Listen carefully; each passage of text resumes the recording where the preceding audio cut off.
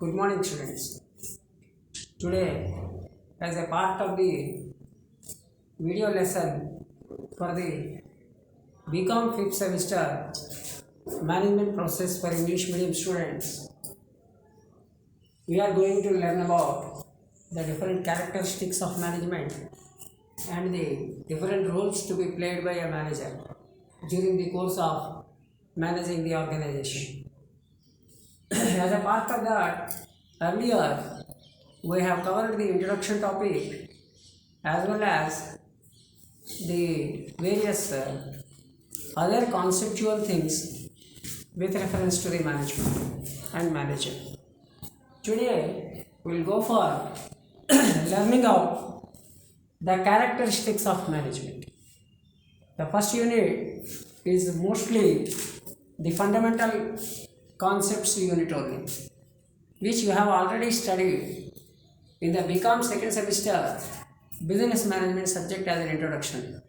Anyhow, this is want to go for a refreshment of what you have studied in the BCom second semester. So the first unit is a fundamental concepts oriented unit.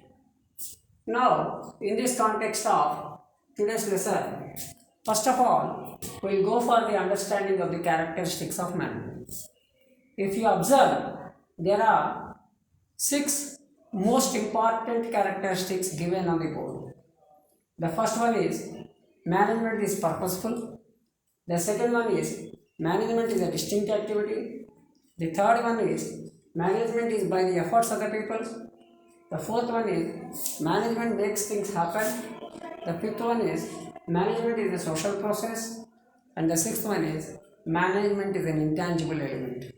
It is an intangible element. Now let us go one by one. The first one is it is purposeful. So why it is purposeful?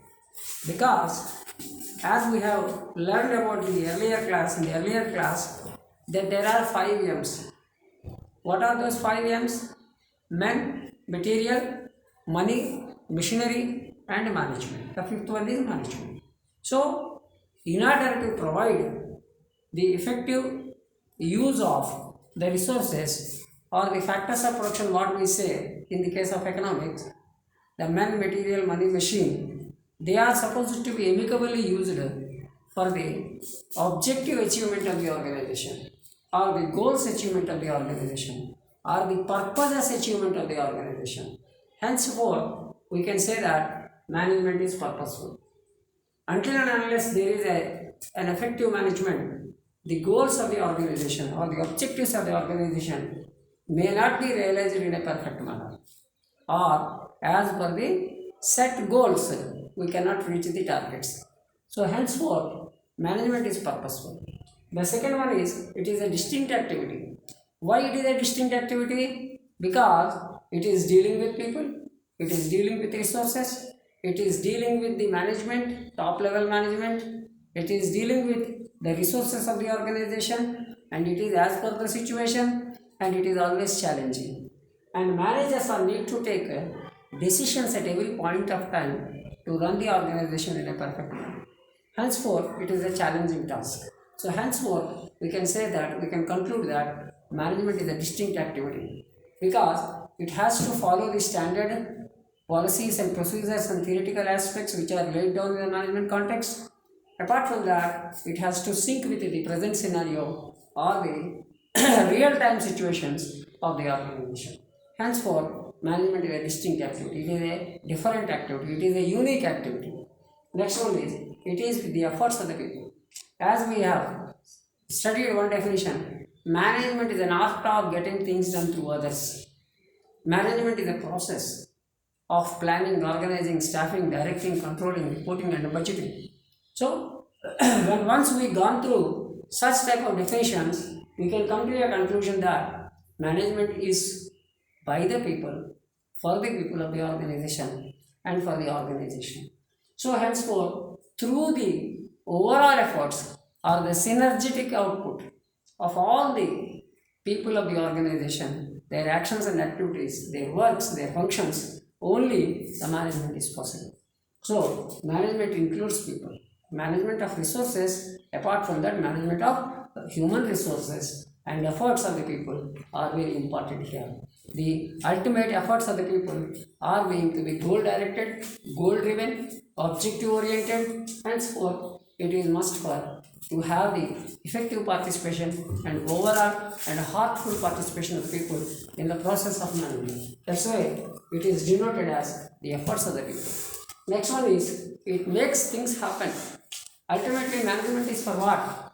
Management is for to carry out the activities, planning the activities, organizing the activities, directing the activities, and controlling the activities, ultimately reaching the goals. Henceforth, until and unless the things are made happen, there is no output.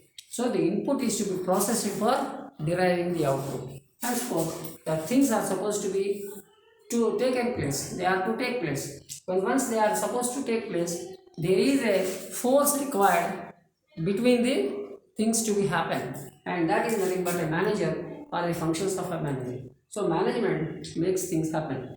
Next one is management is a social process.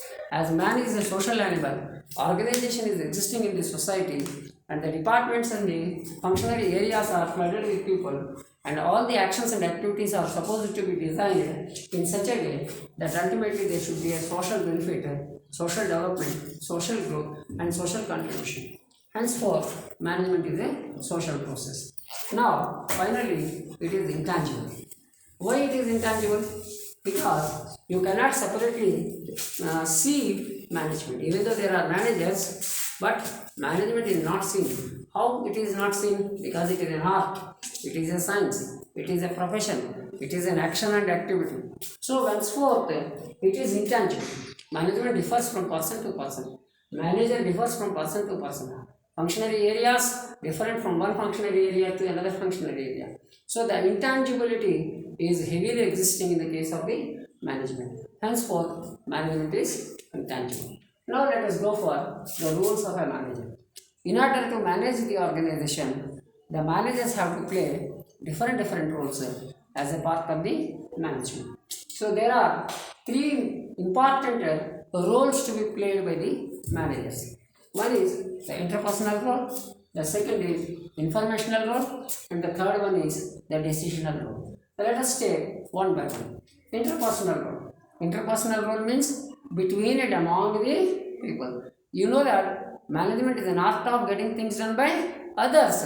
Means manager is a person among the other people or the human resources of the organization, but having some different roles to play in order to have a better interpersonal communication, better interpersonal relationships, and better interpersonal synergetic output. So that's why the interpersonal role includes two different roles, that is leader role and liaison role. What is a leader role? Here manager acts as a leader. Manager not only acts as a leader, he acts as a director, he acts as a supervisor, he acts as everything. He is become a cog in the entire process of management. So, as a leader, the manager has to play the leadership role. He has to lead the people of his department. He has to lead the people of his functionary area. Until and unless the leader, the manager as a leader is not dynamic, the work cannot be dynamic and the objectives cannot be derived.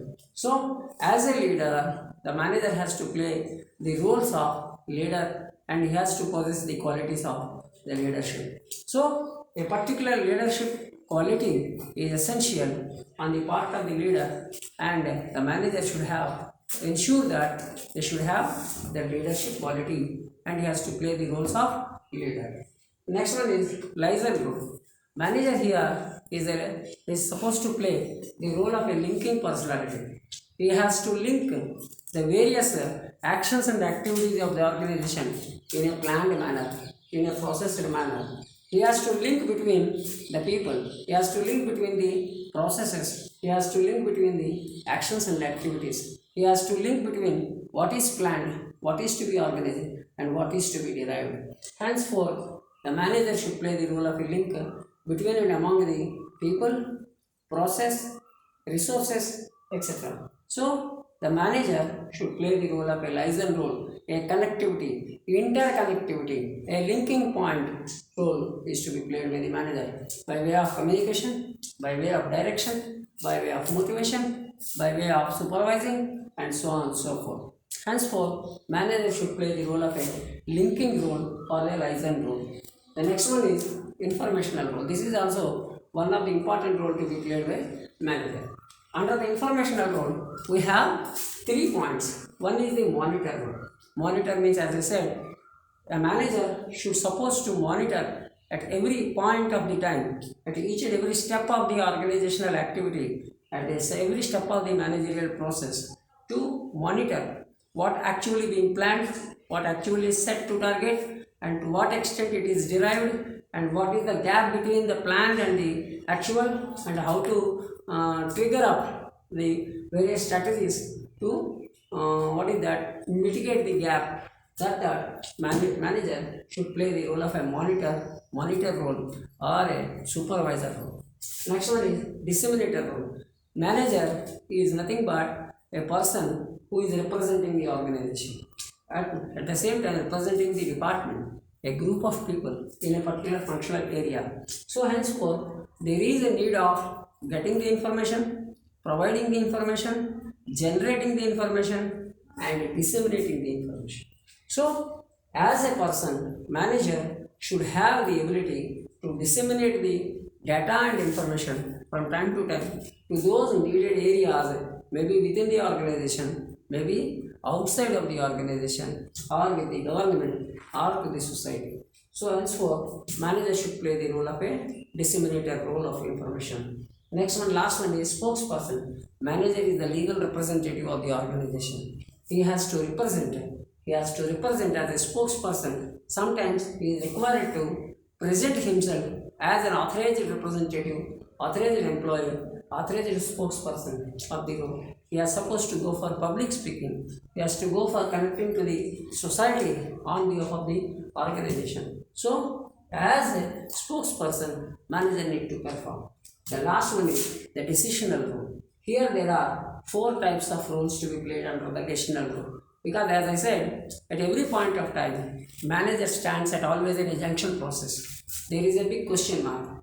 What to, why to, when to, where to, and how to. In such cases, the decisions are need to be taken by the manager in an effective manner, such that there is a surety, there is a guarantee of deriving the organizational objectives. Henceforth, as a part of that, managers need to be always at the edge of the risk, and there is a need of taking effective decisions. That's why, as a part of the decisional role to be played by the manager, the first one is the entrepreneurial role.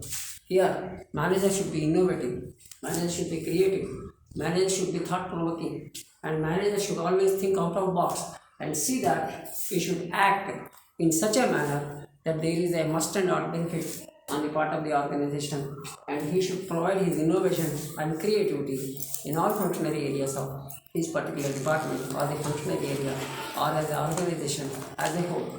Next one is conflict handling. As it is most of the times visible that managers need to interact with the people who are under their control, and they have to deal with people. And human beings, maybe the employees, particularly psychological beings, they might have different perceptions, different attitudes, and different learning abilities and skill sets. So there is every possibility of getting the interpersonal conflict, intrapersonal conflict, intergroup conflict, intragroup conflict, interorganizational conflict, and intra-organizational conflict. So in such a cases, managers should have the ability to lead with the conflicts and to play the role of a conflictor. Next one is resource allocator role. So the resource allocator role is supposed to be very much efficient. Manager should know what to allocate the resources, how much and where to assign in a perfect manner. Last one is negotiator role. On behalf of the organization, manager should negotiate with the people, with the competitors, with the suppliers, with the government, and so on and so forth. Henceforth, manager should have the ability of negotiating. So with this, I will go for the perfect way of understanding. I hope that you might have understood the characteristics and the roles of a manager. Thank you very much.